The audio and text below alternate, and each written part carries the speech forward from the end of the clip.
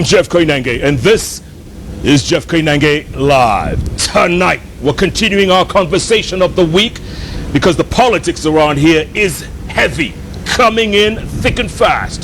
So when Mutahi Ngunyi shows up on the bench, you know you want to be sitting back, better yet, leaning forward, because this man calls it like he sees it. Political scientist who comes up with the hypotheses before he makes his conclusion.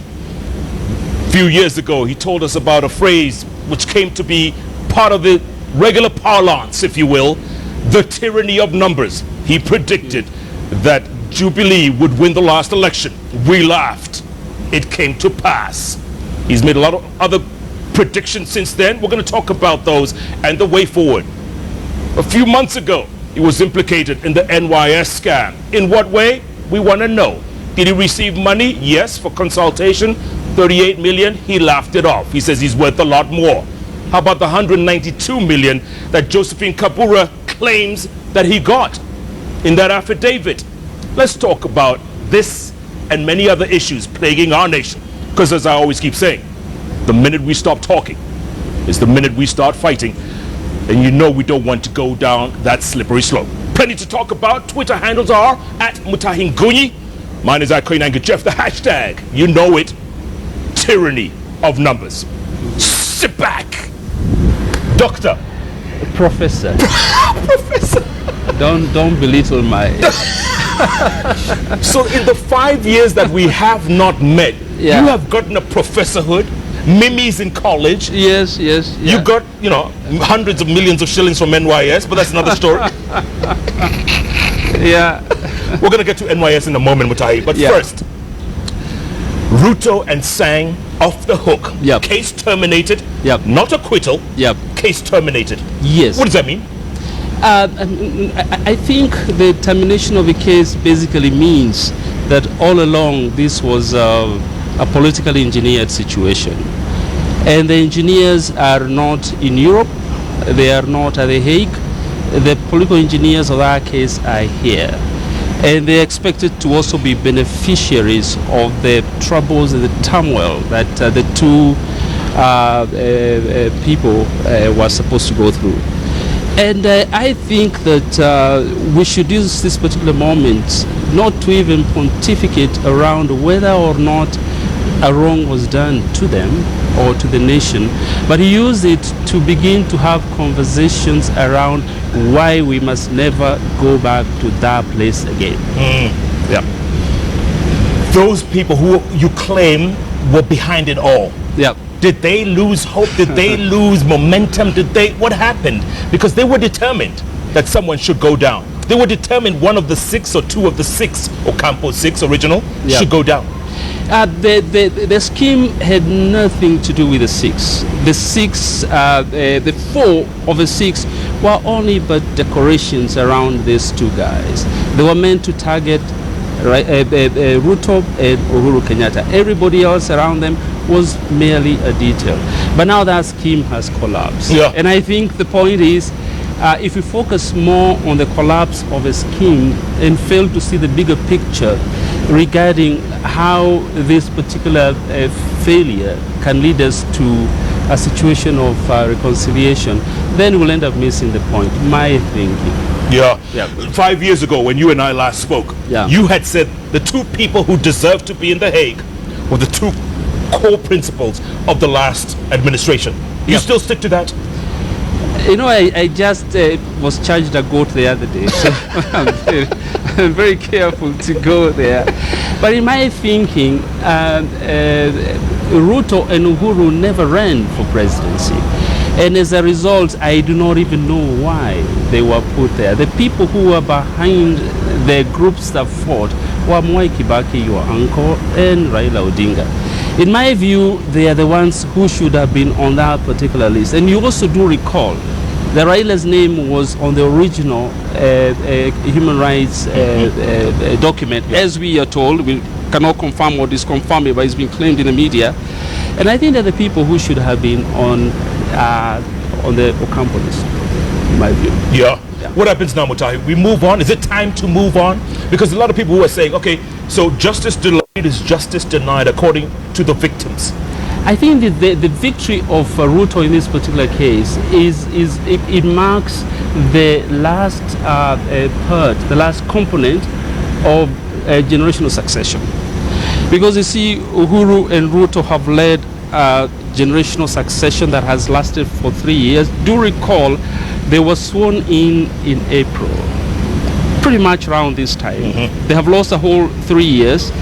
And generational succession, it's pretty much like Uhuru was the first twin that emerged from the birth, and Ruto was the second one that was just born the other day. And this marks the end of generational succession, which means that it is not possible for us to reverse this succession. When a child has been born, and in this particular case it's twins, you cannot negotiate for their return, which means that the case is over for your friend, the Tingaman. It's over. I think it is over. He can't win the next election. He will not win the next election. I have argued here severally with you for the last 5 years that he is slow punctured, and I think he will not win purely on account, this time round, on account of generational succession. Yeah. Real quick, there's a headline in the Nation newspapers a couple of years ago where former Prime Minister did say Uhuru and Ruto deserve to be in jail. Yeah. When the verdict came out the other day, he was one of the first to congratulate Ruto.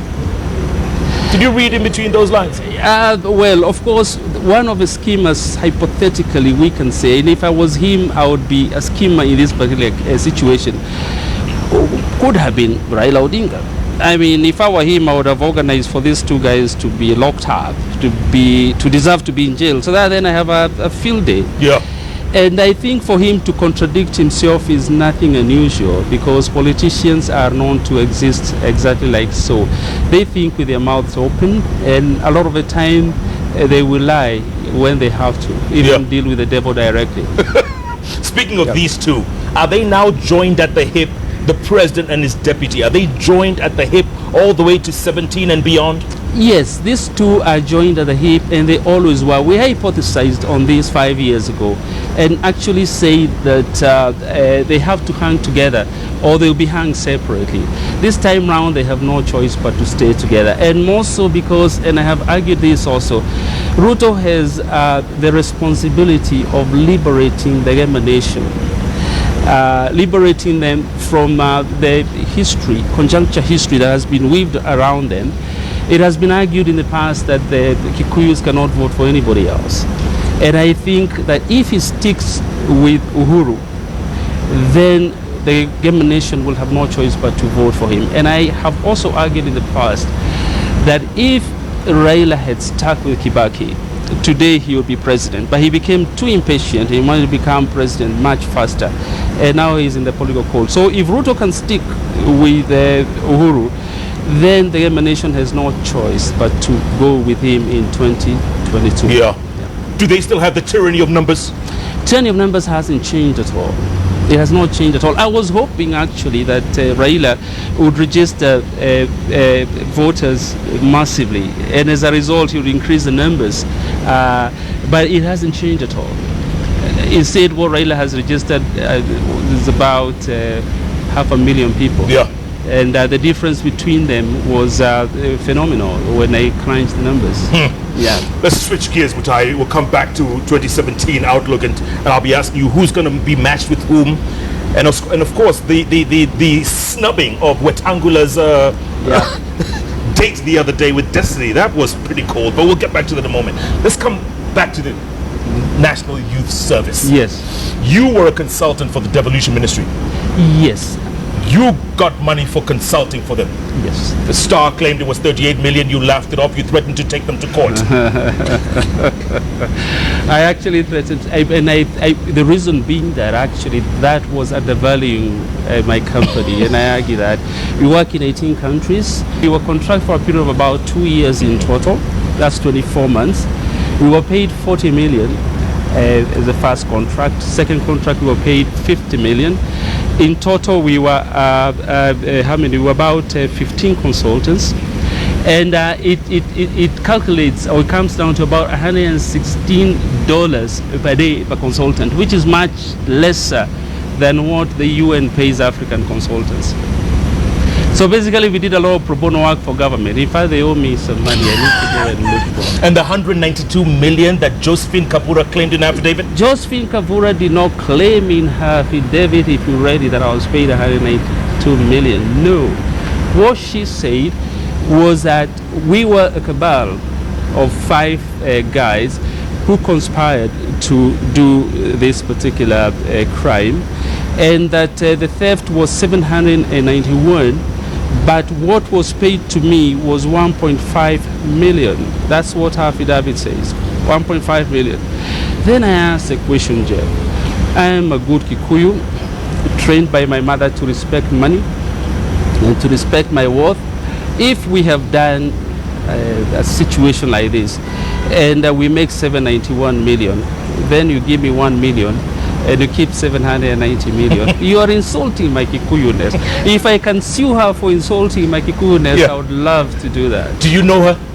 No, I don't know her. Never met her? I have never met her. And I have said in the past, I would actually want to meet her because she's either a genius or she's been created by a genius. But I also would want to meet her as a specimen of study, because I think this woman is phenomenal. She should, if I don't study her, I think she should also be studied by NASA or one of us. She's a phenomenal... But she claims you were in the room with the former devolution CS. She says you were making decisions. You even advised the former CS to write a memo and backdate it. This is what she was saying. You see, the problem with our country, and when we talk about corruption also is something we need to know, is that there's a lot of political engineering. And political engineering is done around legal instruments. And it is done to use an instrument that is legitimate to make a claim that is illegitimate. Now, for Kabura to have made the claim that she did, and for us to believe that she is right, I think that itself is a misnomer. Was I in this room with her? No. Did I go to C.S. Waigoro's house occasionally for meetings? She held meetings in her house all the time. And I was there many times with many types of people, both from the government and from different arenas. But Kabura, I never met her. I would actually want to meet her. If you can organize for me to do so, really for me to be able to do psychoanalytical study. You'd be happy to? I'll be very happy to do so. Yeah. You defended Anne Waiguru vehemently in the beginning. Before you distanced yourself, you defended her. Why? You know, I believed in Anne Waiguru completely. She gave us very thoroughgoing leadership when it came to implementing the agenda that His Excellency had given to us on NYS. And I could not believe that it was possible for her to have been implicated in a scandal of this nature, number one. Number two, Anne Waiguru and her PS did not see eye to eye a lot of the time. So the PS was the one who was signing things. So I did not see how it was possible for her to be implicated in this kind of scandal. And the PS was not in it. Anne Waiguru and Gidenji were also always the loggerheads. And I did not see how it was possible for them to have sat together, the 3 of them conspired to steal money. And so that's why I actually defended her repeatedly. Do you regret that? Later I asked myself, especially after Josephine came out, I asked myself, what if I'm wrong? And I said, what if it is possible that there were many other players who were involved in this particular charade and I did not know about it. And at that particular point, that's when I said, I actually don't know her. I only know her clinically, which is true. Whenever we went for meetings at her office and at Harambe House, she always told everybody that, guys, this man is not my friend. This man is a consultant that has been sent to me to help me. And I realized at that particular point I'm only defending her because I'm her consultant. But now that she has ceased to be in garment, there's no point in doing so. Yeah. But do I regret defending her? I believed in what I said then. Do you still believe that? Right now, I don't know what to believe in, to be honest with you. I am no longer sure. I'm very suspicious of everybody. She wants to be governor of Nairobi. She'll make a brilliant governor of Nairobi. But before we go to Governor of Nairobi, I need to say something about NYS. That I think there is a sense in which we lost something very important in that corruption scandal. And I, for the record, I advised her 4 times by way of emails which I've given to EACC. And on EACC, by the way, again, I am the one who called them and I said I have information to give to you. And I went to them and I gave them information. I've given them emails that I sent to her, giving her counsel, telling her the way I'm seeing things going on here, money could be getting lost. We need to do audits, and I even offered to give auditors from my team. But with time I was told, your job is not to fight corruption. Your job was to implement the vision that I put together. That's what they said. That's what she said. That's what I was told. That's the instruction I received. And so I even gave similar instruction to my 15 consultants. I said, look, we're not fighting corruption, guys. We're here to basically do what we were asked to do, to implement the 5-point vision. So in the long run, what has happened is that that narrative has taken away from the good work that we set out to do on NYS. For example, Kibera, the young people we were working with, by the time we left, had saved 300 million shillings. Right now, as we speak, I'm told they have saved 1.2 billion shillings. Now, that is out of a saving of 141 shillings every single day. And for us to focus on the money that was stolen, and I think the people who stole it should be put on a firing squad, in my view. You do? Oh yeah. Including White Guru if she's guilty? We need to deal with them cacophonously, in my view. But for us to focus on that and to remove attention on the good work we were doing, that is a form of political engineering I'm talking about. And that is happening because somebody did not like the way the ground was shifting, the way it was changing against them. But if they hadn't stolen that money, Mutahi, and you saw, you just said you could see that money was being stolen. If they hadn't stolen that money and kept to the 5-point plan, that would have been another deal altogether. Let's talk about that after the break. I mean, why? I mean, what is it about us that we are genetically, is it in our DNA to steal? Is that what it is? I need to tell you that because I have a hypothesis about stealing. Good. Hold the thought, Mutahi. Hold that thought. But did you steal? Me, no. Now, how can I steal and then go home and tell my wife that here is 1.5 million that I have stolen from NYS? I mean, how would I justify myself to Mimi? Yeah. I made a lot of good money. I didn't need to steal, and I still make a lot of good money. Yeah. I don't need to be enticed by the amounts of money that they say I do. The professor is in the house, as in Professor Mutahi Ngunyi, the man with the hypothesis, the political